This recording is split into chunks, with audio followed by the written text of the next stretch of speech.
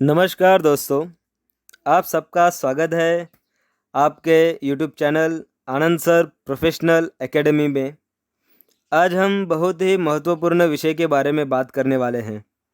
अगर आप private sector यानी कि warehouse, godown, corporate sector, कारखाना मतलब जहाँ पे उत्पादन होता है, ऐसी जगह पर काम करते हैं और आपकी सैलरी 21,000 रुपये से कम है, तो आपके लिए आज का विषय एकदम फ़ायदेमंद साबित होगा। आज हम ईएसआईसी के बारे में चर्चा करेंगे। आपने आपके सैलरी स्लिप में देखा होगा, पीएफ का पैसा कट होता है, बराबर? उसके बारे में आपको जानकारी होगी। वैसे ही ईएसआईसी का पैसा हर महीना आपके अकाउंट से, सैलरी से कट होता है। तो अगर पैसा कट रहा है तो इसके बारे में आपको जानकारी होना बहुत ज़रूरी है। आइए देखते हैं कि आज के वीडियो में हम क्या क्या देखने वाले हैं। तो सबसे पहले देखेंगे ईएसआईसी का फुल फॉर्म क्या है और उसका मतलब क्या होता है। फिर ईएसआईसी के नियम क्या है, ईएसआईसी में इलाज कहाँ से और कैसे करवाएं, ईएसआईसी से होने वाले फ़ायदे कौन से हैं, ईएसआईसी का इस्तेमाल आप कैसे करेंगे, ईएसआईसी कार्ड कहाँ से और कैसे मिलेगा, और हम आखिर में देखेंगे कि ईएसआईसी हॉस्पिटल्स मतलब कि ईएसआईसी डिस्पेंसरीज अपने मुंबई में कहाँ कहाँ पर है। तो चलिए बिना देरी किए गए अपने विषय पर आते हैं। पहला विषय था अपना कि ईएसआईसी का फुल फॉर्म और उसका मतलब। तो ईएसआईसी का फुल फॉर्म जो है एम्प्लॉयज़ स्टेट इंश्योरेंस कॉरपोरेशन, अर्थात कर्मचारी राज्य बीमा निगम। यह एक ऐसी व्यवस्था है जो प्राइवेट सेक्टर में नौकरी कर रहे कर्मचारियों के लिए स्वास्थ्य बीमा प्रदान करती है। कोई भी संस्था जिसमें 10 या 20 से अधिक कर्मचारी कार्यरत है वह ईएसआईसी के अंतर्गत आता है तथा उसमें सभी कर्मचारियों को ईएसआईसी द्वारा स्वास्थ्य बीमा के तहत मुख्य चिकित्सा मतलब हॉस्पिटल सुविधाएं प्रदान की जाती है। इसके लिए कर्मचारी को ईएसआईसी में अपना नाम मात्र अंशदान करना पड़ता है।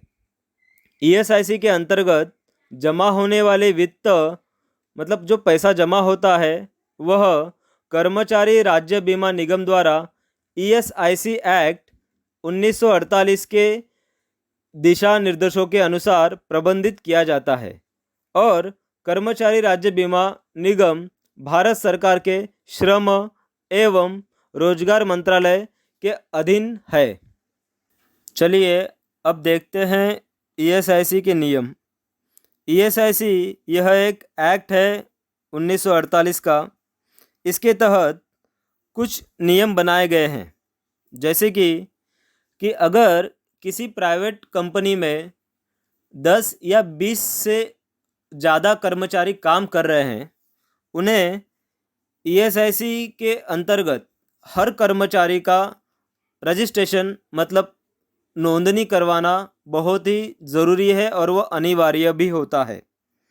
दूसरा, इसमें कर्मचारी और कंपनी इन दोनों का कुछ योगदान होगा, उसका एक परसेंटेज है। टोटल कंट्रीब्यूशन रहता है 4%, जिसमें कंपनी को 3.25% कंट्रीब्यूशन करना पड़ता है और कर्मचारी को बस 0.75% तक का कंट्रीब्यूशन करना पड़ता है। इसके लिए मैं आपको एक उदाहरण देता हूँ। जैसे अगर आपकी सैलरी 10,000 रुपये प्रति महीना है तो आपको ईएसआईसी के लिए 0.75% के हिसाब से सिर्फ 75 रुपये ही देना पड़ेगा और आपकी कंपनी को 3.25% के हिसाब से 325 रुपया जमा करना पड़ेगा। इस तरह ईएसआईसी का पैसा कर्मचारी और कंपनी दोनों ही ईएसआईसी के खाते में जमा करवाते हैं। इसका तीसरा नियम है कि जिस कर्मचारी का वेतन 21,000 या 21,000 से कम होता है उसका पंजीकरण अनिवार्य है। चलिए अब आते हैं ईएसआईसी में इलाज कहाँ से और कैसे करवाएं। तो आपको बता दूं कि अधिकतर प्राइवेट कंपनियों में काम करने वाले कर्मचारियों के लिए औद्योगिक एवं इंडस्ट्रियल एरिया में ही डिस्पेंसरी मतलब हॉस्पिटल्स मौजूद होते हैं। इसके लिए आपको कंपनी द्वारा प्राप्त ई पहचान कार्ड साथ में ले जाना होता है, जहां कर्मचारी बड़ी आसानी से अपना तथा अपने परिवार का हर एक छोटी बीमारी से लेकर हर एक बड़ी बीमारी तक इलाज निःशुल्क यानी मुफ्त करवा सकता है। परिवार में माता पिता, पत्नी और बच्चों का इलाज मुफ्त में करवा सकता है। इसके लिए आपको ई पहचान कार्ड में इन सब का नाम होना अनिवार्य है, तभी जाकर आप निःशुल्क इलाज करवा सकते हैं। यदि आपको कोई बड़ा इलाज करवाना है जैसे ऑपरेशन, डिलीवरी, तो आपको ई पहचान कार्ड और कंपनी के डॉक्यूमेंट्स लेकर नज़दीकी हॉस्पिटल में फॉर्म 4 को भरकर फॉर्म और मरीज दोनों को आप उस ईएसआईसी हॉस्पिटल में भर्ती करवा सकते हैं। आइए कुछ फ़ायदे वाली बात भी हो जानी चाहिए, बराबर। तो देखते हैं ईएसआईसी से होने वाले फ़ायदे। इस योजना के अंतर्गत कर्मचारी और उसके परिवार के लिए निःशुल्क यानी कि मुफ्त इलाज की व्यवस्था की गई है। यदि कर्मचारी को कोई गंभीर बीमारी है तो उसे प्राइवेट अस्पताल में रेफ़र किया जाता है और प्राइवेट अस्पताल का जो भी खर्चा होता है वह ईएसआईसी देता है। यदि कोई कर्मचारी विकलांग हो जाता है तो उसके वेतन का 90% वेतन उसे दिया जाता है, और कर्मचारी किसी गंभीर रोग से पीड़ित है और जॉब करने में असमर्थ है तो ईएसआईसी उसे 70% तक का वेतन का भुगतान करती है। आपको ईएसआईसी का लाभ आपके रोजगार में प्रवेश करने के पहले ही दिन से, मतलब जिस दिन आपका ज्वाइनिंग है उसी दिन से आपको मिलना चालू हो जाता है। ईएसआईसी यदि आपको मिल जाता है तो आप नज़दीकी ईएसआईसी डिस्पेंसरी में जाकर निःशुल्क दवाई और अपना इलाज करवा सकते हैं। ईएसआईसी के अंतर्गत आपको गर्भावस्था का भी लाभ मिलता है। जैसे कि कोई महिला कर्मचारी है तो उसे ईएसआईसी गर्भावस्था के दौरान 26 सप्ताह तक की 100% दैनिक मजदूरी, मतलब जो भी उसका वेतन रहेगा 26 हफ्तों के लिए वह उसे मिलता रहेगा। ईएसआईसी में पेंशन की भी सुविधा है। अगर आप बीमार हो और बीमार रहते हुए आपकी मृत्यु हो जाती है तो उसके पश्चात आपके ऊपर जो डिपेंडेंट है उन्हें पेंशन मिलती है। ईएसआईसी बीमा से आश्रित को आजीवन पेंशन दिया जाता है। पेंशन को 3 चरणों में रखा जाता है यहाँ पर। पहला चरण है व्यक्ति के पत्नी को पेंशन मिलेगा। दूसरे चरण में व्यक्ति के बच्चों को पेंशन मिलेगा और तीसरे चरण में व्यक्ति के माता पिता को पेंशन मिलेगा। तो इस तरह की सुविधाओं के साथ कुछ अन्य सुविधाएं भी मिलती है, जैसे कि आप डिस्पेंसरी में गए हो, सर्दी खांसी जुखाम ऐसी दवाइयाँ आपको तुरंत मिल जाती है, वहाँ पे आपको रुकने की ज़रूरत नहीं है। पर अगर आप किसी बड़े इलाज के लिए हॉस्पिटल में रुके हुए हो तो आपको कुछ और सुविधाएं जैसे रहने की व्यवस्था, सोने की व्यवस्था, साथ में भोजन की व्यवस्था, एम्बुलेंस का खर्चा, ये सारी ईएसआईसी के सुविधा में आती है। आइए अब देखते हैं कि इस योजना का लाभ कैसे ले सकते हैं। आपको ईएसआईसी के अंतर्गत इलाज करवाना है तो आपके पास ई पहचान कार्ड होना आवश्यक है।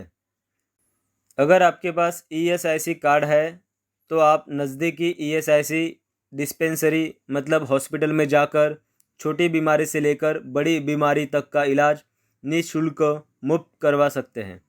इसके लिए आपके पास ई पहचान कार्ड होना अनिवार्य है।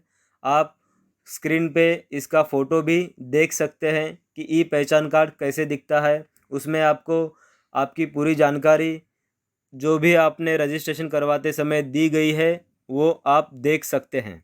आइए अब देखते हैं ESIC कार्ड कैसे और कहाँ से मिलेगा। ESIC कार्ड बनाने के लिए सबसे पहले आप किसी एक कंपनी में नौकरी ज्वाइन करनी पड़ेगी। नौकरी ज्वाइन करने के पहले ही दिन से आपको ESIC कार्ड मिल जाता है। ESIC कार्ड लेने के लिए आप अपने HR से संपर्क कर सकते हैं। ध्यान दें, इससे पहले ESIC ऑफिस द्वारा ही ESIC कार्ड दिया जाता था। अब ऐसा नहीं है, अब आपको ESIC ई पहचान कार्ड दिया जाता है। ESIC कार्ड बनाने के लिए आपको कुछ डॉक्यूमेंट देने पड़ते हैं आपके कंपनी के HR को। उसमें आधार कार्ड का जेरोक्स, बैंक पासबुक की जेरोक्स, रजिस्टर मोबाइल नंबर, पिछली कंपनी का ESIC नंबर, मतलब कि अगर आपके पिछली कंपनी ने आपका ESIC नंबर बनवाया है तो वो नंबर आप दे सकते हैं, और अपना और अपने परिवार का एक ग्रुप फ़ोटो देंगे। ऐसे ही सारे डॉक्यूमेंट्स देने के बाद 2 से 3 दिन में आपका ESIC ई पहचान कार्ड बन जाता है।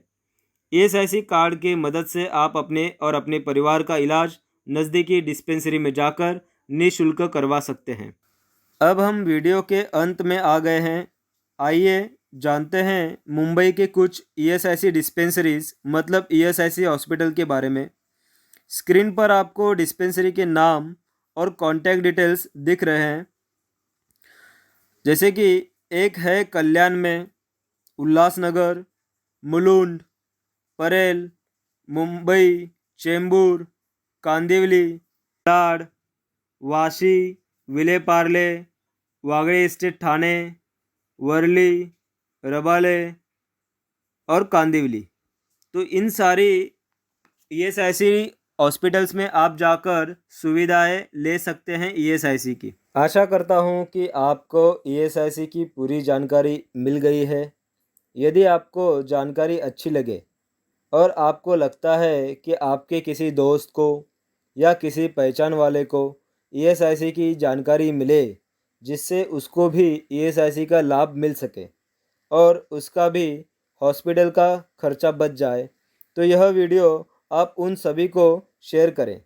और अगर अभी तक आपने आपके इस YouTube चैनल आनंद सर प्रोफेशनल एकेडमी को सब्सक्राइब नहीं किया है तो अभी करें और बेल आइकॉन का बटन भी दबाएं जिससे आपको चैनल का अपडेट सबसे पहले मिले। धन्यवाद।